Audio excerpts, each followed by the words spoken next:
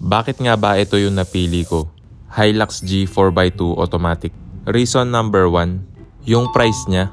Ang SRP niya ay 1,460,000 pesos. Kung i-compare natin sa iba, tulad nitong Mitsubishi Triton GLX 4x2 automatic, ang SRP niya ay nasa 1,382,000 pesos. Mas mura siya pero yung headlight niya halogen pa din. Wala rin siyang smart entry at hindi pa siya naka-push start button. Wala rin siyang tailgate assist. Kahit yung GLS variant niya, wala rin siya. Yung Ford Ranger Sport naman na 4x2, ang SRP niya ay 1,494,000 pesos. Mahal lang siya ng konti sa Hilux G. Maganda rin naman yung design niya. Premium feeling din yung interior niya. Hindi ko na video kasi binawalan ako. Tignan nyo na lang sa internet. Naka leather seats na rin siya. Malaki rin yung infotainment screen niya. Naka digital gauge cluster na rin siya. Keyless entry at push start na rin siya.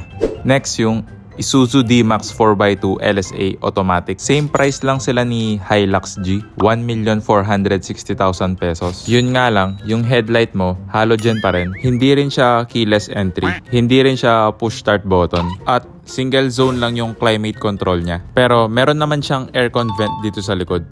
Next reason, yung pagka-fuel efficient niya. Gumawa na ako ng fuel consumption test. Panoorin nyo na lang kung gusto nyo. Pero para sa akin, matipid talaga siya sa diesel hanggang ngayon. Next reason, simple and basic lang siya. Wala masyadong tech or gimmick tulad ng blind spot monitoring system. Para sa akin, hindi ko na kailangan yung ganitong system. Nakasubok na kasi ako ng may blind spot monitoring system at lalo lang nasisira yung diskarte ko sa pagdadrive. Rear cross traffic alert, para sa akin, sapat na yung may reverse camera at reverse parking sensor. Sakto lang din yung screen size ng infotainment niya. Yung iba, mas gusto nila yung parang tablet size. Pero ito, perfect yung size niya para sa akin. Naniniwala ako na less gimmick, less problem.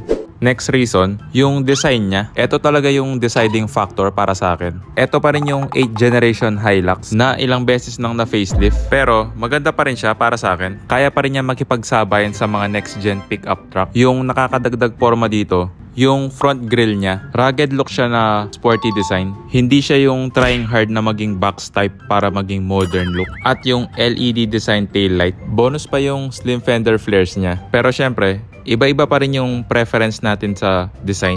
Kung i-rate ko yung stock look nito, 8/10. Tingin ko yung kulang lang dito ay yung blackout wheels at all-terrain tires.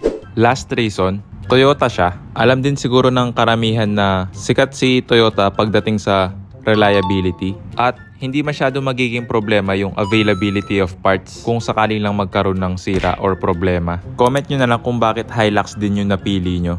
Pa-like na lang and subscribe. Ayun lang, paalam.